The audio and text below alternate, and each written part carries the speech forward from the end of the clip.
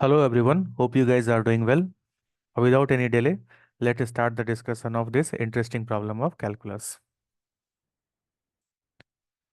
It is given कि fx एक double differentiable function है in real number such that f double dash x mod is always less than equal to 5 for each x in the interval 0 to 4. F takes the largest value at an interior point of this interval, then the value of f dash 0 plus f dash 4 cannot be. क्या नहीं हो सकता है, हमें यह बताना है। ठीक है। अब हमें दिया हुआ है कि f takes the largest value at interior point of the interval. तो हम मानते हैं कि c कोई पॉइंट है 0 और 4 के बीच में, सॉरी 0 और 4 के बीच में, such that f of c is largest. ठीक है। दैट मीन c पे हमें क्या मिल रहा है, मैक्सिमम वैल्यू मिल रहा है। अब चूंकि फंक्शन डिफरेंशिएबल है, तो हम क्या बोलेंगे, एफ डैश सी हमारा क्या हो जाएगा, 0 के बराबर, because c is point of maxima. ठीक है। ओके। अब हम एक इंटरवल लेते हैं 0 से c के बीच में। जीरो से सी के बीच में हम फंक्शन एफ डैश एक्स के बारे में सोचते हैं। एफ डैश एक्स फंक्शन हमारा जो है 0 से c के बीच में कैसा है, डिफरेंशिएबल, क्योंकि फंक्शन डबल डिफरेंशिएबल है। तो यहाँ पे इस इंटरवल में अगर हमने एलएमवीटी यूज किया, लेग्रांजे मीन वैल्यू थ्योरम, तो हम क्या बोल सकते हैं कि F dash c minus f dash zero by c minus zero must be equal to F double dash of alpha, जहाँ पे अल्फा हमारा कहाँ से कहाँ तक लाई करेगा, 0 से c के बीच में। तो यहां से हम क्या बोल सकते हैं कि mod of f dash c minus f dash zero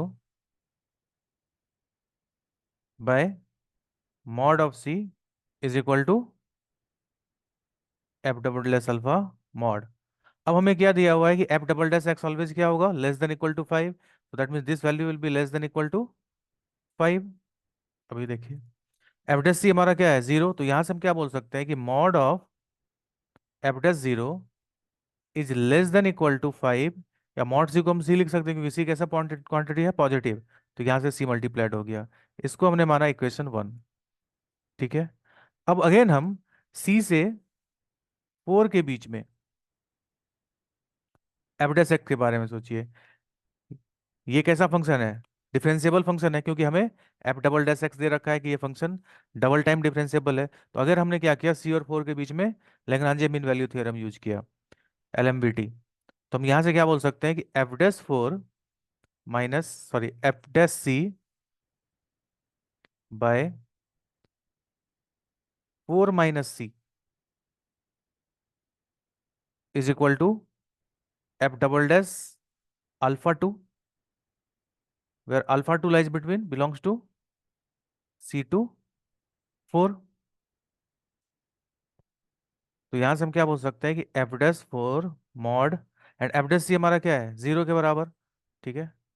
0 by mod of 4 - c is equal to F double dash alpha to mod. और हमें क्या पता है कि F double dash x always क्या है, less than, F double dash x always less than equal to 5। तो यहां से हम क्या बोल सकते हैं, this is less than equal to 5। ठीक है। तो अब हम क्या बोलेंगे यहां से कि F dash mod 4 is always less than equal to 5 into, अच्छा, 4 - c के बारे में अगर हम बात करें, तो c हमारा कहाँ अगर आप देखें तो 4 is always greater than c, तो 4 - c ऑलवेज क्या होगा, पॉजिटिव क्वांटिटी। तो मैं इसको यहाँ पे ऐसा लिख सकता हूँ, इंटू 4 - c। तो अगर आप इस वैल्यू को कैलकुलेट करें तो ये वैल्यू क्या हो जाएगा, 20 - 5c। यानी यहाँ से हम बोल सकते हैं, मैं इसको यहाँ पे लिख रहा हूँ, f dash of 4 mod is always less than equal to 20 - 5c। This is equation 2। तो इक्वेशन 1 और इक्वेशन 2 को अगर हमने ऐड किया तो हमें क्या दिखेगा,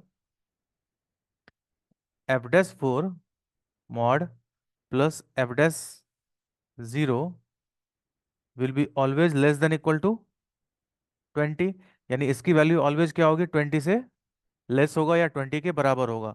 तो यहाँ पे अगर हम देखें तो क्या बोल सकते हैं कि F dash mod F dash 0 plus mod F dash 4 cannot be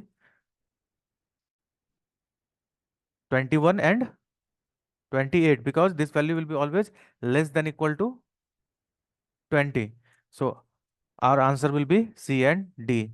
I hope ये आपको वीडियो पसंद आया होगा. If you like it, please like, share and subscribe. Thank you.